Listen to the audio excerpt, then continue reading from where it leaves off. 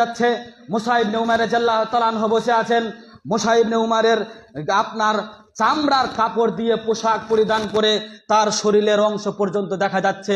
যেই মানুষটা একটা জামা লক্ষ লক্ষ কোটি কোটি টাকার 3 দিনের বেশি পিনেনি, তার জামাগুলো চামড়ার, তার জামা এমন ভাবে পড়ে আছে শরীরের যে কোনো অংশ দেখা যাচ্ছে।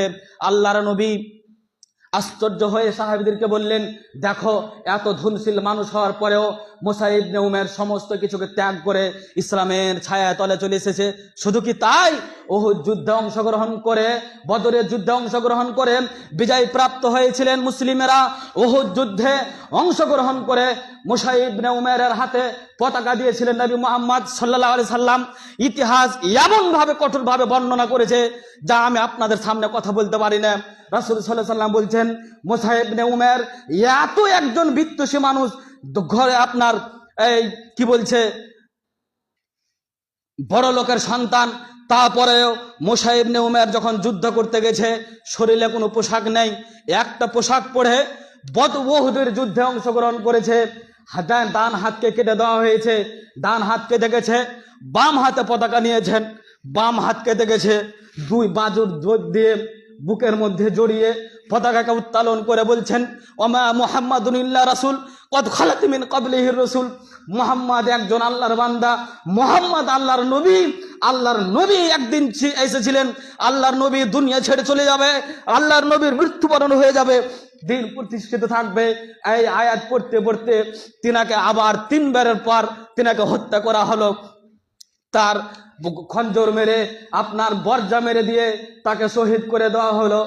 ইতিহাস সাক্ষী দিচ্ছে, মুহাম্মদ সাল্লাল্লাহু আলাইহি সাল্লাম বলছেন, সাহাবীরা বলছেন, বিভিন্ন রিওয়ায়াতে বিভিন্ন ভাবে এসেছে, এত বিত্তশীল মানুষ, এত ধনশীল মানুষ মুসা ইবনে উমার রাদিয়াল্লাহু তাআলা আনহুর যখন লাশটা ঢাকছেন তখন তার পরনের কোনো কাপড় ছিল না। তার জন্য মাথা যদি ঢাকছে পাও দাম, পা যদি ঢাকছে তাহলে মাথাও দাম। যে মানুষটা কোটি কোটি টাকার দামের জামা কাপড় কিনত, যুবক তুমি কার পিছনে পড়ে আছো?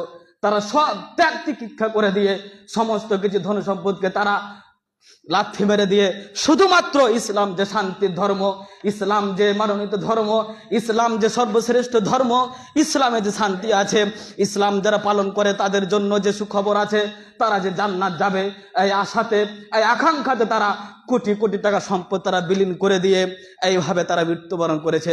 আর তুমি যুবক, তুমি কি করে ইসলামকে অপমান করছো? যুবক তুমি কি করে ইসলামকে লাথি মারছো?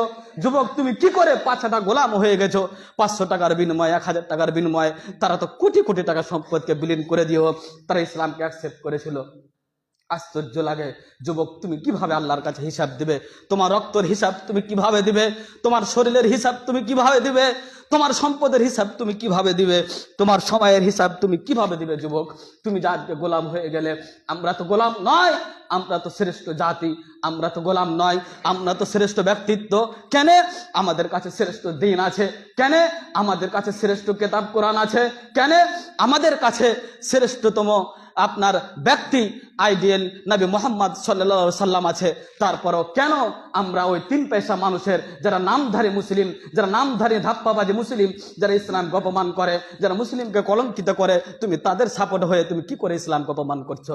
যুবক তুমি একটু বিরতি হও, তুমি একটু পরিবর্তন হও, তুমি একটু তোমার স্রষ্টা, তোমার রব, তোমার প্রতিপালক, যিনি তোমাকে সৃষ্টি করেছে, যিনি তোমাকে সুস্থ রেখেছে, যিনি তোমাকে চাকরি করার ক্ষমতা দিয়েছে, যিনি তোমাকে শিক্ষিত করেছে, যিনি তোমাকে এখন পর্যন্ত সুস্থ শরীরে দুনিয়াতে বাঁচিয়ে রেখেছে, সেই সত্তা, সেই স্রষ্টা, সেই প্রতিপালক, সেই রবকে তুমি একটু চিরহ, তার বিষয়ে তুমি উপলব্ধি করো এবং তুমি তার দিকে ফিরে এসো, নচেত বাঁচার কোনো পথ নেই।